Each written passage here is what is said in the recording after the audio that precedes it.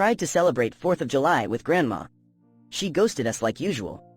My husband's mom, let's just call her Grandma, is like a broken clock.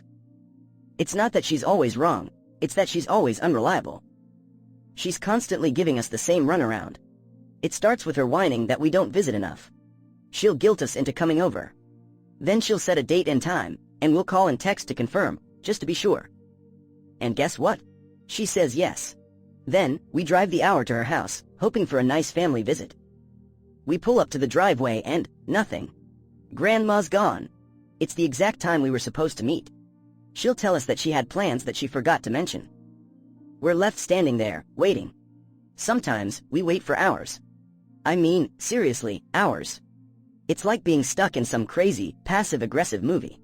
Sometimes she never comes back at all. It's happened so many times that I just can't take it anymore. We drive an hour to be stood up. To make it even worse, sometimes she'll pick up her phone and act like everything's fine. But most of the time, she'll ghost us. My husband sits there in her empty house for hours, wasting his day off.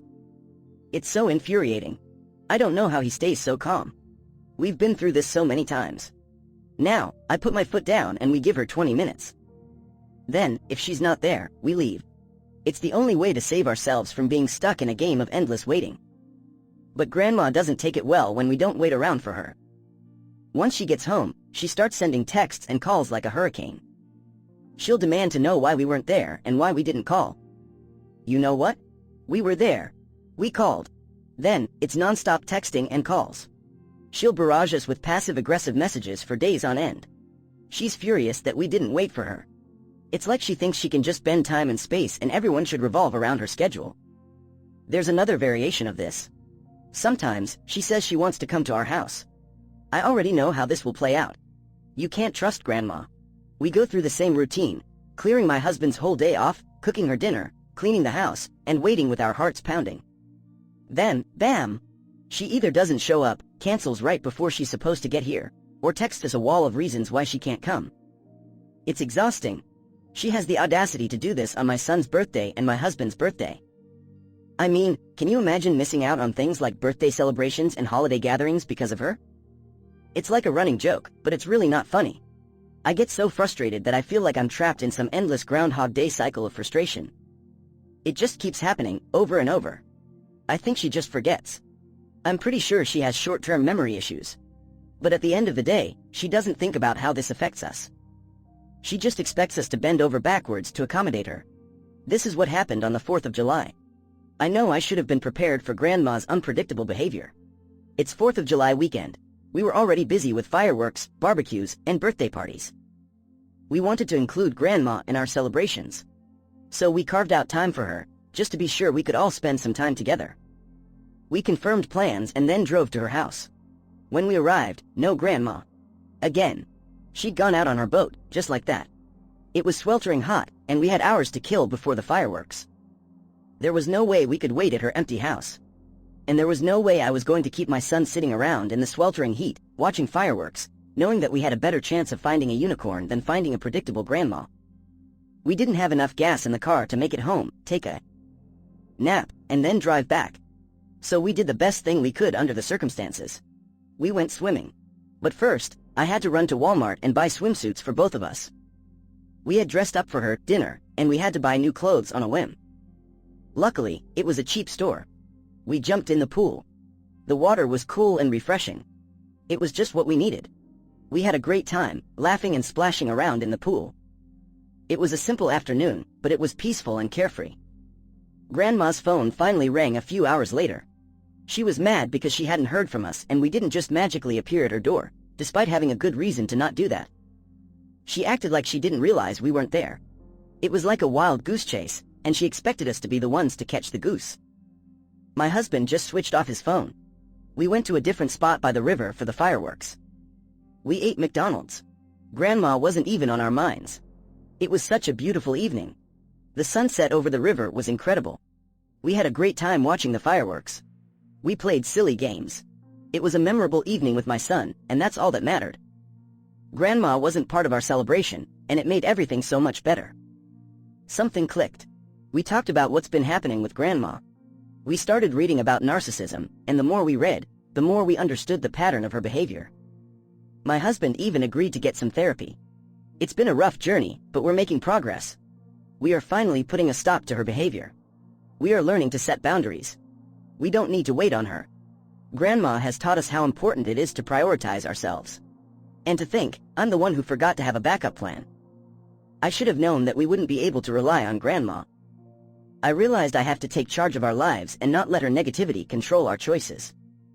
It's our family, and we need to be there for each other, not allow her to steal our joy. It feels so good to finally be free from the crazy-making cycle of her games. We're learning how to stand up for ourselves, and that's an amazing feeling. Next story. I used my kids' college fund to buy a car. Okay, I'm about to tell you a story, and it's not pretty. I might sound like a total jerk when you hear it all, but I want you to try to see where I'm coming from.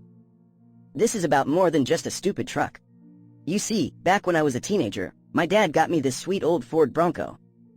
It was a 1972 model, super classic. It was the coolest thing ever. I can't even think about high school without remembering that truck. My dad and I would spend hours and hours, practically all day, working on that truck. We would put it back together, fix it up, and we would do it all together. We had some rough patches back then, like any father and son, but that Bronco was always there. We could always rely on it, even when things were tough. It was our project, and it kept us close. Now, this might sound crazy, but when I turned 19, I sold that Bronco. And 2 months later, my dad died, suddenly, of a heart attack. I don't know if it's logical or if I'm just trying to make sense of it, but I can't help feeling like there's a connection, like something bad happened after I let go of that truck. Like it was a sign. Life moved on, of course. It always does. A few months ago, my wife and I had our first baby. A sweet little girl. She's the light of our life. But lately, things have been hard.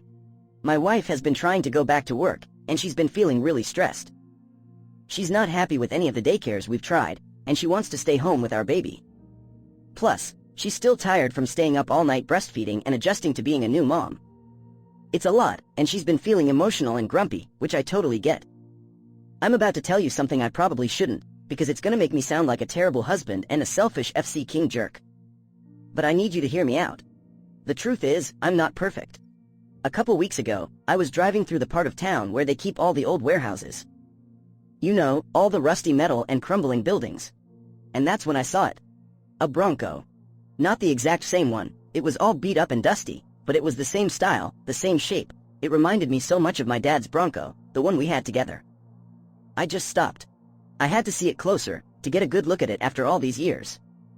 And, like it was meant to be, the owner came out of the warehouse and let me check it out. Now, back when my dad and I first got the Bronco, we hid a penny underneath the dashboard, just to keep it safe. We glued it on. It was our little secret. When I looked inside the Bronco I saw in the warehouse, guess what? There was a penny, glued on in the exact same spot. I knew, in that moment, without a doubt, that this was my old Bronco. My truck, my dad's truck.